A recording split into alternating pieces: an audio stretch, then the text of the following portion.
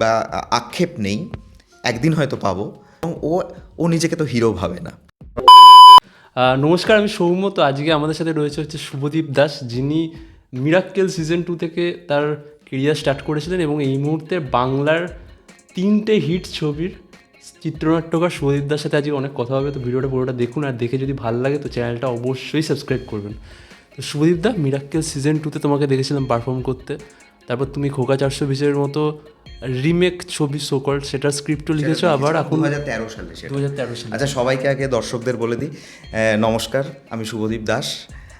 যদি আমার লেখা ভালো লাগে আপনারা আমার পরবর্তী ছবিগুলো দেখবেন। আপনারা নিশ্চয়ই টনিক দেখেছেন, আপনারা নিশ্চয়ই প্রজাপতি দেখেছেন, আপনারা নিশ্চয়ই এখন প্রধান দেখছেন। এইরকম একটা বাস্তব চিত্র সিনেমার বড় পর্দায় তুলে ধরেছি, সেটা আপনারা ভালোবাসবেন। হ্যাঁ, যেটা তুমি বলছিলে জার্নি, মানে আমি 2006 তুমি একটা জিনিস অ্যাড করছি, তুমি মফস্বল থেকে উঠে এসে। হ্যাঁ, আমি আগে একদমই এই জগৎটা সম্পর্কে জানতামই না। ছোটোবেলা থেকেই টিভি খুব কম দেখা হতো। বাবার খুব স্ট্রিক্ট ছিল যে বাড়িতে টিভি, মানে মাধ্যমিকের পর বাড়িতে টিভি এসছে, তার আগে আমি এসব দেখতামই না। হ্যাঁ, শুধু পড়াশোনার ওপর খুব চাপ ছিল। তারপরে আমি স্কুলের বা যে Bongaon school, Sashibhushan high school, Bongaon high school, এই স্কুলগুলোতে আমি কম্পিউটার টিচার ছিলাম। হ্যাঁ, সেই 2000 সালের গল্প।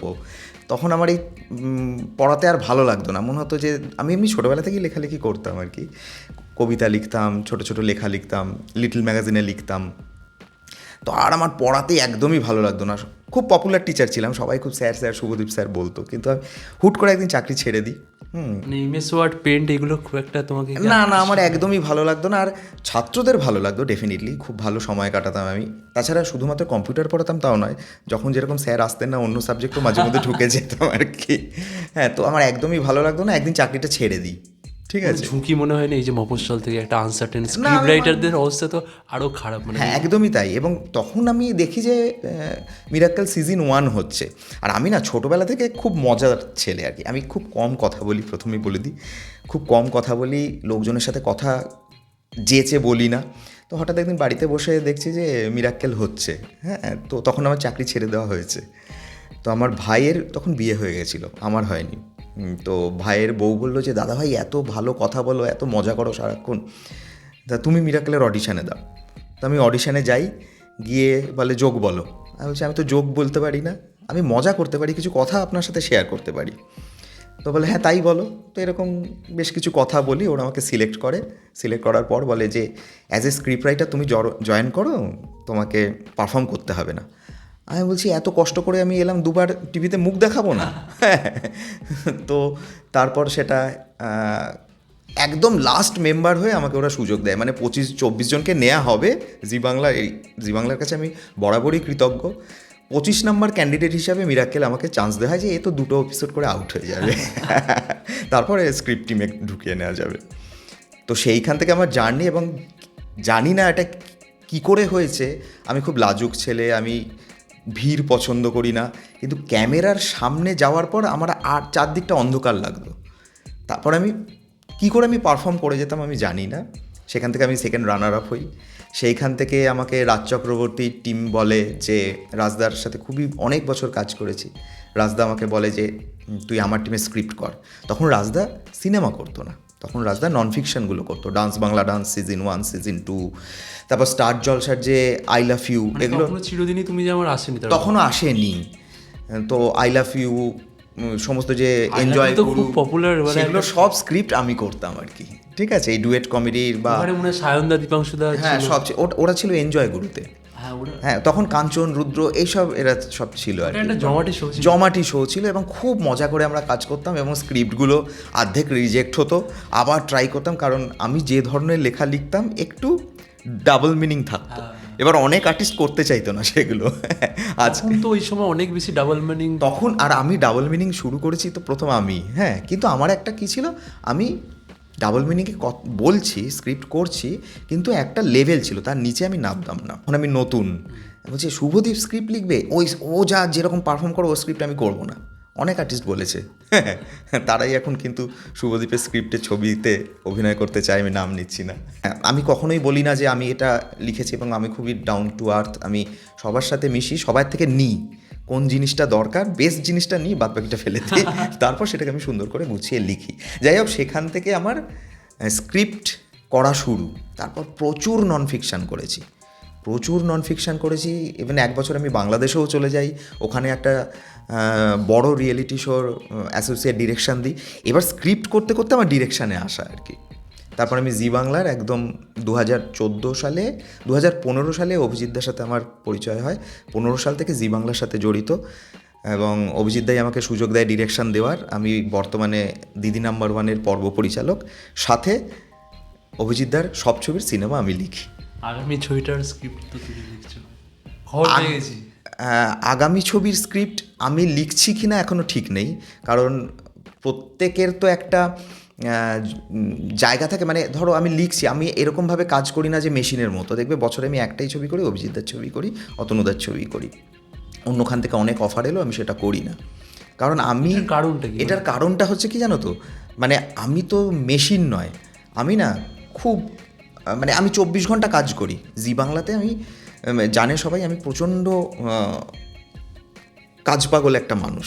হ্যাঁ, তো আমি দেখো একটা নন ফিকশান শো সারা মাস চলে দিদি নাম্বার ওয়ান, সেখানে প্রচুর হেকটিক থাকে, মানে সারাটা দিন আমার সকাল থেকে বেরোই, সেই রাত করে গভীর রাতে ফেরা, তারপর এপিসোড প্রিভিউ করা, প্রচুর কাজ, তার মধ্যে বসে সুযোগ মতো আমাকে লিখতে হয় আর কি ছবিগুলো। হ্যাঁ, সেটা একটা খুবই প্রেশার, তুমি বুঝতেই পারছো।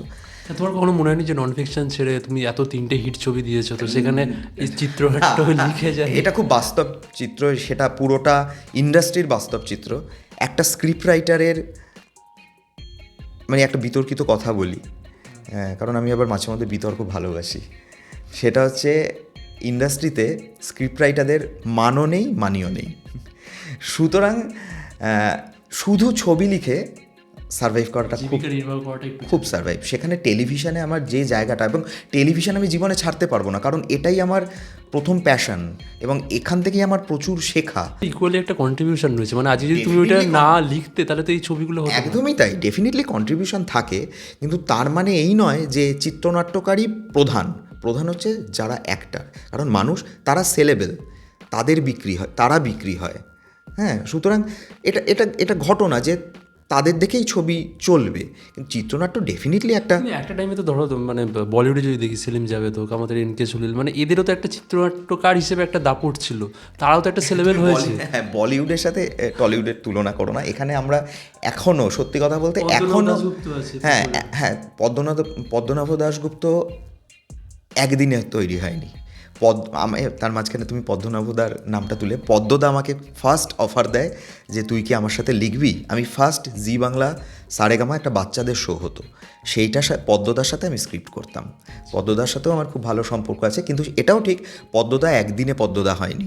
তো শুভদীপও একদিনে 3টে ছবি লিখে শুভদীপ হবে না, দর্শক জানতে পারবে না, সেটা ফ্যাক্ট।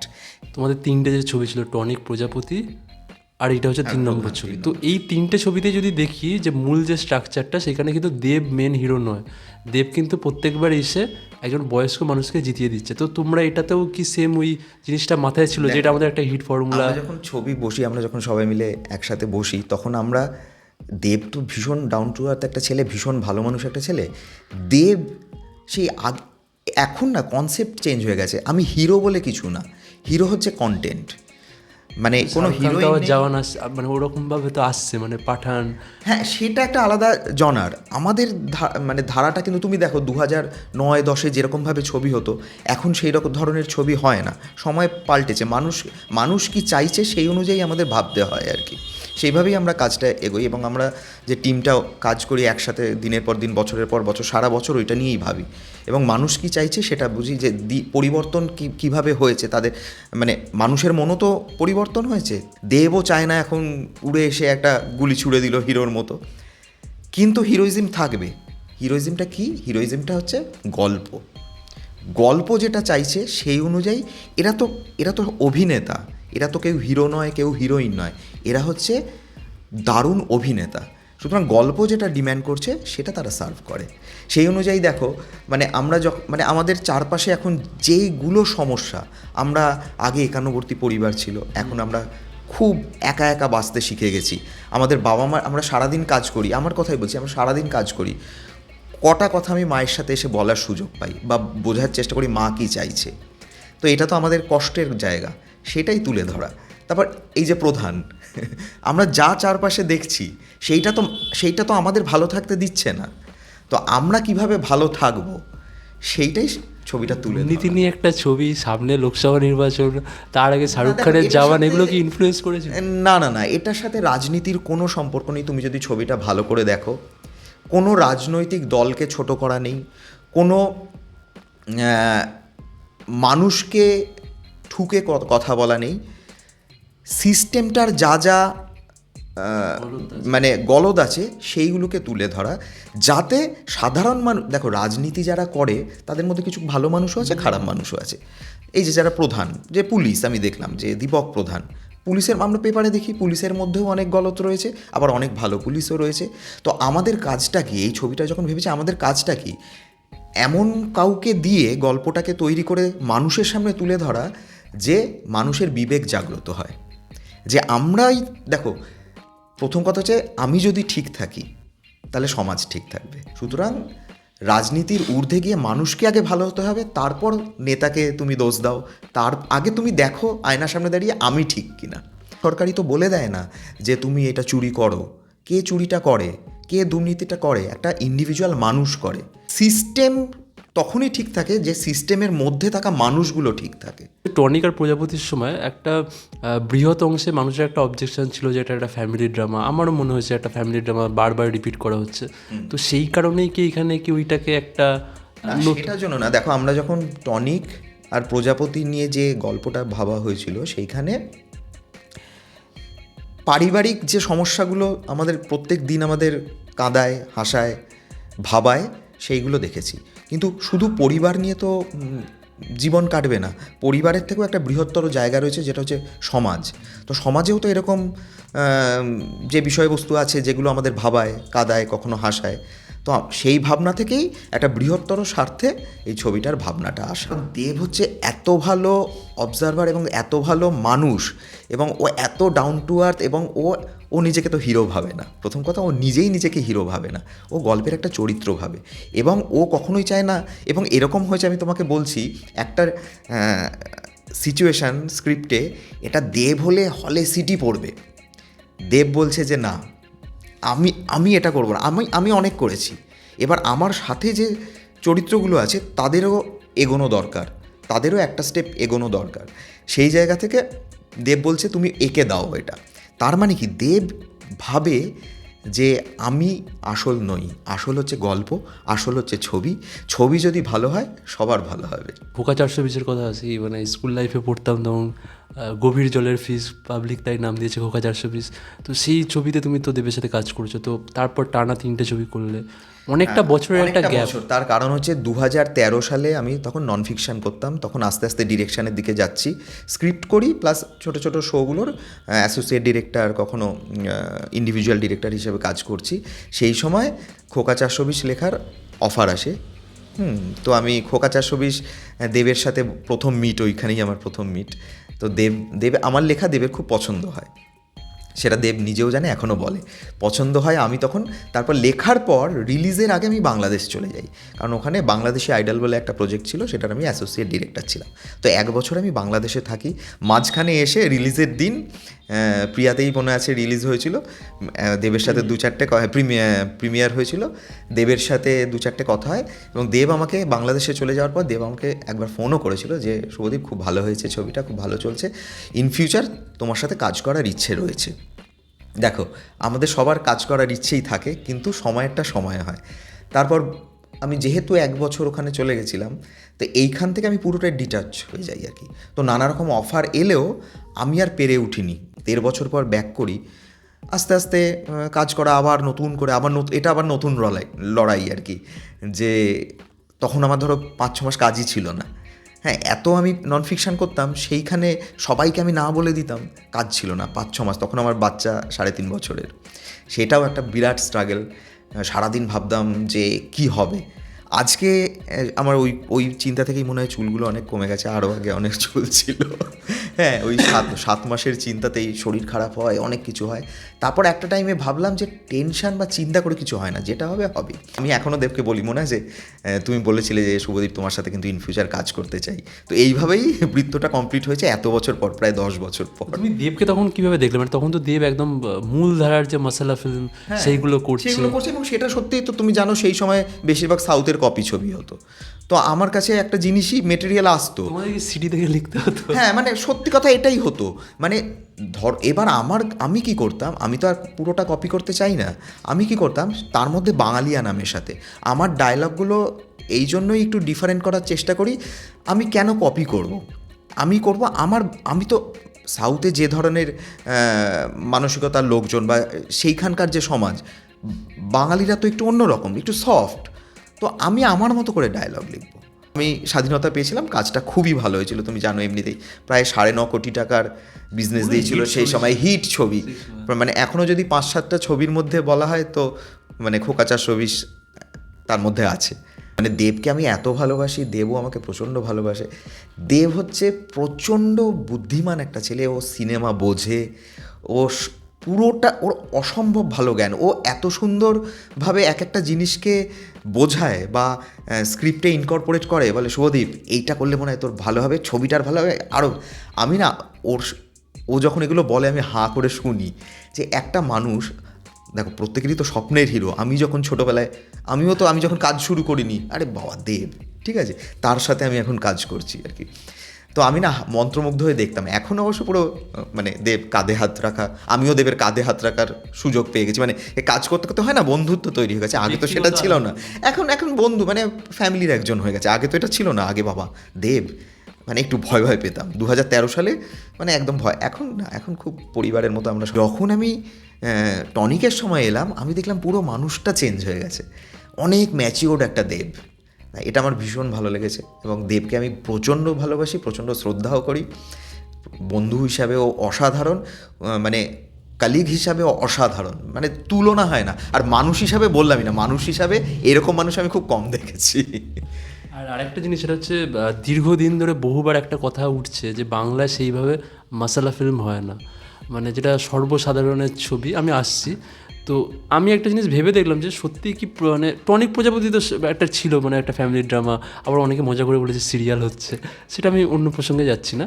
বাট আমি এটা দেখলাম যে প্রধানে কিন্তু একটা কোথাও ওই মশালা সর্বসাধারণের জন্য ছবি এটা রয়েছে। হ্যাঁ, কিন্তু আমি বলছি যে আমরা ওই যে 2007-8 ওই টাইমে দেব বা জিৎ ওরা যে ধরনের ছবিগুলো করতো, সাউথের পুরোপুরি রিমেক, ফলে কি আমাদের মাথায় একটা ইমাজিনেশন হয়ে গেছে যে একটা ঘুষি মারবে, ও উড়ে পড়বে। কারণ 70 দশকে তুমি একটা জিনিস দেখো, 70 দশকে যখন বলিউডে ওই রকম কমার্শিয়াল ছবি, অমিতাভ বচ্চন যখন অ্যাংরি ইয়াং ম্যান হিসেবে এসে গেছে, তখন কিন্তু আমাদের যে বাংলায় যে কমার্শিয়াল ছবিগুলো হতো বা উত্তম কুমার বা সৌমিত্র, তখন কিন্তু ওই রকম চরিত্র কিন্তু করতো না। ফলে বাঙালির যে হিরোরা তারা কিন্তু ওই রকম নয়, কিন্তু কখনোই ছিল না।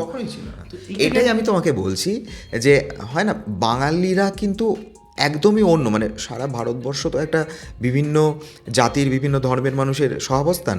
বাঙালিরা তার মধ্যে দেখবে একটু সফট, একটু তাদের মধ্যে মানে একটু মায়া আছে, দয়া আছে।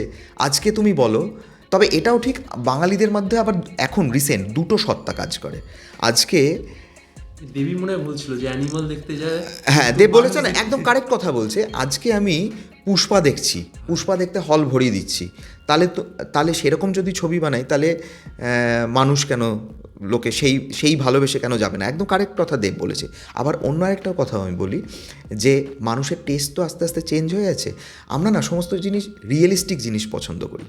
মানুষের টেস্ট যেহেতু চেঞ্জ হয়ে গেছে, যে দেখো অবাস্তব জিনিস থাকবে, এটা তো সিনেমাটিক লাইসেন্স। কিন্তু তুমি বলো, আজকে ধরো তোমার পরিবারের কাউকে কেউ অপমান করছে, তুমি কি সুপার হিরো হয়ে গিয়ে উড়ে এসে তাকে ঘুষি মারবে? করবে না তো। তুমি কি করবে? তুমি ফার্স্টে পুলিশে কমপ্লেন করবে, তোমার কাছে আইনের সাহায্য নেবে। পুলিশ কি করবে? পুলিশ এসে জিপ নিয়ে তাড়া করে এসে তার বাড়ি ধ্বংস করবে না তো। এগুলো তো হিরোতে পা দেবে, ধুল, এটা রিয়েলিস্টিক নয়। কিন্তু এখানে প্রধানের টাইটেলটা একটা ওইভাবে ডিজাইন করা হয়েছে, ডিজাইন করা হয়েছে, কিন্তু তুমি দেখবে দেব কিন্তু উড়ে এসে ঘুষি মারেনি, দেব একটা কষিয়ে থাপ্পড় মেরেছে। এটা হচ্ছে রিয়েলিস্টিক, এটা হচ্ছে রক্ত মাংসের দেব, এটা অতিমানব দেব নয়। হিরোকে ওইভাবে তুলে ধরা হচ্ছে, মানে সেটা শাহরুখ খান হোক কি সালমান খান হোক কিংবা অ্যানিমালের সেটা ডেফিনেটলি বিপরীতটা কেন? মানে ওই হিন্দি মানে তুমি যেটা এক্ষুনি যেটা বলছিলে বা দেবও যেটা বলেছে, বাঙালি অডিয়েন্স ওই ধরনের ছবি দেখতে হলে যাবে, কিন্তু আবার এই ধরনের ছবি দেখবে না। এর মধ্যে আবার অন্যরকম একটা ব্যাপার হয়েছে, তুমি ওই ছবিটা বানাতে গেলে যে পরিমাণ টাকা লাগবে, যে পরিমাণ বাজেট লাগবে, হ্যাঁ এইখানে সেই বাজেট, মানে ওখানে একটা অ্যাকশানের জন্য যে টাকাটা খরচ করে অ্যাকশানটাকে দর্শকদের কাছে মানে বিশ্বাসযোগ্য তৈরি করে দেবে, আমরা কি সেইটা করতে পারবো? সুতরাং আমরা যেটা পারবো না সেটা নকল করে কোনো লাভ নেই। কিন্তু অনেক ক্রসওভার ফিল্ম হচ্ছে বা একটা দুনিয়া, যে মাল্টিভার্স বা ইউনিভার্স এইগুলো হচ্ছে, ট্রাই করবে প্রধান টু? কারণ প্রধান একটা আমি একটা সেটা আমার তো একার না, মানে অতনুদা আছে, অভিজিৎদা আছে, দেব আছে, হতে পারে যে একটা আবার একটা অন্য জায়গায় গেল, সেখানে আবার একটা দুর্নীতি হচ্ছে, সেটা হতে পারে। সেটা টিম যেটা আলোচনা করে ঠিক করবে যে না এর পরেরটা আমরা কি সার্ভ করব। দেখো আমরা যখন টনিক করেছিলাম, টনিক করার পর এখনও শুনতে হয় যে টনিক টু কবে আসবে, টনিক টু কবে আসবে। নিশ্চয়ই এবার সবাই বলবে প্রধান টু কবে আসবে। প্রধান টু এর তো অনেক পসিবিলিটি রয়েছে, যে রয়েছে, টনিকেরও তাই ছিল, অনেক পসিবিলিটিস আছে। কিন্তু আগে বিভিন্ন স্বাদ সার্ভ করি, তারপর নয় আবার আরেকটা স্বাদ, মানে এই টুটা মানে প্রধান টু বা টনিক টু, এটার জন্য সময় আছে। যেখানে শান্তিকুঞ্জ, ওটা কি ওই আমি না ওটা মাথায় নেই, শান্তিকুঞ্জ না, এটা একদম, এটা তখন বাংলা রাজনীতিতে ভীষণ একটা, হ্যাঁ ভীষণ, হ্যাঁ, কিন্তু ওটা একদমই মাথায় ছিল না। তোমরা যে ভোটটা যেভাবে দেখিয়েছো, মানে একবার একজন জিতে যাচ্ছে, তারপর দেখা যাচ্ছে ইয়ে হয়ে যাচ্ছে, সেটা কিন্তু আমাদের 2021-এর যে বিধানসভা নির্বাচন হয়েছিল সেখানেও কিন্তু ওইটা ছিল। এবং তৃণমূলের যে মুখপাত্র, আমি আরও ক্লিয়ারলি বলছি, সে বলে যে লোডশেডিংয়ে জেতা। তো এইটা কি ওই না? দেখো সত্যি কথা বলতে আমরা কাউকে, আমরা সিস্টেমটাকে দায়ী করছি, সিস্টেমটাকে দেখাচ্ছি চোখে আঙুল দিয়ে। কোনো পার্টিকুলার কোনো রাজনৈতিক দলকে ছোট করিনি, বড় করিনি। দেখো ওখানে সেই জন্যই রয়েছে সরকার সব রকমভাবে, সে কেন্দ্র সরকার হোক, রাজ্য সরকার হোক, সরকার কোনোদিনই চায় না যে মানুষ খারাপ থাকুক। যে তুমি যখন ছবির চিত্রনাট্য লিখছো, তো তুমি কি প্রথম থেকে জানো যে এই ক্যারেক্টারগুলো করবে নাকি না? হ্যাঁ হ্যাঁ, এটা ঠিক যে আমরা যখন গল্পটা ভাবি, মানে তখন আমাকে অতনুদা, অভিজিৎদা, আমরা যখন একসাথে বসি, দেব, যে আমরা জানি এই অ্যাক্টর রয়েছে, এদেরকে নিয়েই সুন্দর ক্যারেক্টারগুলোকে কি হবে। আমি যখন আমার না, তুমি যে কোনো ছবি দেখবে, তুমি প্রজাপতিতে মিঠুনদার যে কথাবার্তা, আমাকে যদি ওটা অতনুদা আর অভিজিৎদা না বলে দিত যে এই ক্যারেক্টারটা মিঠুনদা নয় বা অন্য কেউ বা কেউ নয়, তুমি একটা যা খুশি ভেবে লেখো, আমার লেখা ডেফিনেটলি হতো না। হ্যাঁ, মানে আমি জানি এই ক্যারেক্টারটা মিঠুনদা করবে, সুতরাং আমি মিঠুনদার মতো করে ডায়লগ দেবো। আমি জানি এটা দেব করবে, আমি জানি এটা সোহম করবে, সুতরাং কে কীভাবে, আমি জানি এখানে অম্বরীশ করবে, তাহলে অম্বরীশকে কোন ডায়লগটা দিলে এটা মজাটা আরও বাড়বে, খরাজদাকে কীভাবে, আমি এইটা সুবিধা হয় যে ক্যারেক্টার কে প্লে করছে সেটা জানলে। আমরা এরকমও হয়েছে, আমি শুটিং করছি দিদি নাম্বার 1, অভিজিৎদা শুটিং করছে দাদাগিরি, ডান্স বাংলা ডান্স, ওই হেকটিক শিডিউল করে রাত্রি 9টার সময় প্যাক আপ হলো, আমরা যে যার মতো চলে গেলাম অতনুদার ওখানে, ঠিক আছে। ওইখানে গিয়ে রাত্রি 2টো বেজে যাচ্ছে, গল্প হচ্ছে, আড্ডা হচ্ছে, হ্যাঁ, খাওয়া দাওয়া হচ্ছে। খাওয়া ছাড়া আমরা কাজ করতে পারি না, খুব ভালো ভালো খাওয়ার দরকার হয় আমাদের। তো আমরা না কাজ করছি বুঝতে পারি না, আড্ডা হয়। এই আমরা সারা বছর আড্ডা মারি, কাজ করি কম, সারা বছর আড্ডা মারি। আড্ডা মারতে মারতে বিভিন্ন রকম, আমার মাথায় কিছু আইডিয়া এলো, অভিজিতের মাথায় এলো, অতনুদা, দেবের এলো, এই মজা করছি করতে করতে হই হই করে একটা বছর কেটে যায়। তারপর হঠাৎ দেখি যে আর মাত্র 1 দিন বাকি রিলিজের। চিত্রনাট্যকারকে তো খুব একটা পাওয়া যায় না, তো আমি প্রশ্নটা করছি যে চিত্রনাট্যকার লেখার প্র্যাকটিসটা কি? মানে অভিনেতারা থিয়েটার প্র্যাকটিস করবে, মানুষ দেখবে, সিঙ্গাররা রেওয়াজ করবে, এটা কোনো প্র্যাকটিস না। কি বলতো, আমি ধরো একটা লেখা, মানে 1000টা তো পাতা কাটতে হয়, মানে আমি ভীষণ খুঁতখুঁতে, ড্রাফট হয়, মানে 3-4টে ড্রাফট তো হয়েছে। ড্রাফট মানে কি, মানে একটা বেস হয়েছে, বেস থেকে আরও কিছু মশলা হয়েছে, মানে এরকম তো হয়ই আর কি। আমি তো যেহেতু শুটিংয়ে যাই, এইবারই একটা হয়েছে যে ধরো শুটিং, আমি মানে শুটিংয়েও আমি ইম্প্রোভাইজ করি কিন্তু, হ্যাঁ, শুটিংয়ের আগের দিনও আমি ডায়লগ চেঞ্জ করি। না না, এটা সবাই জানে, হ্যাঁ। এবার যে প্রিন্ট আউটটা দেয়, হ্যাঁ, সে রেগে যাবে, কালকে আমি, আবার সে আমাকে খুব ভালোবাসে, আমি ওকেও ভালোবাসি, হ্যাঁ, ওর নাম দীপান্বিতা, ও লাস্টে একটা প্রিন্ট আউট বার করবে আর কি, যে এটাই ফাইনাল। কিন্তু ও জানে না, ও সন্ধ্যাবেলা একটা প্রিন্ট আউট বার করে রেখেছে, আমি রাত্রি 2টোর সময় বসে হোটেলে ফিরে আরও ভালো করার জন্য ডায়লগ চেঞ্জ করছি। পরের দিন আমি রাত্রি 2:30টার সময় আমি হোয়াটসঅ্যাপে পাঠিয়ে দিলাম এটা ফাইনাল। ও সকালবেলায় কী যে করো না তুমি শুভদীপ দা, হ্যাঁ, বলে ও আবার প্রিন্ট আউট বার করছে। শব্দ নিয়ে ভীষণ ভালো খেলতে পারি আর কি। ওই নীলদার ওই ডায়লগটার কথা বলছিলাম তোমায়, যে ওই মুখে ব্যালট খেয়ে নিল, ওই যে বললো তুই আমার পোষা ছিলিস না, বলছে ছাপোষা বাঙালি কারুর পোষা হয় না, ওটা ইনস্ট্যান্ট মাথায় এসছে। শেষে বললো যেরকম একটা আড্ডা আলোচনা করে কেমন লাগলো? এই প্রথম এরকমভাবে ইন্টারভিউ দিচ্ছি, হ্যাঁ, আমি আগেও ইন্টারভিউ মাঝেও বলেছি যে আমি খুব কম কথার মানুষ, হ্যাঁ, তো ভীষণই ভালো লাগলো। আসলে আমরা রাইটার তো, আমাদের কলম বেশি চলে, মুখ কম চলে। প্রশ্নগুলো খুবই ভালো ছিল, মজা করে আড্ডা মেরে গল্প করে সমস্ত উত্তর আমি দিয়েছি। আর আপনারা যদি আমার কথা বা ওর প্রশ্ন বা ওর কাজ ভালো লাগে, আপনারা সৌম্যস থট সাবস্ক্রাইব করবেন।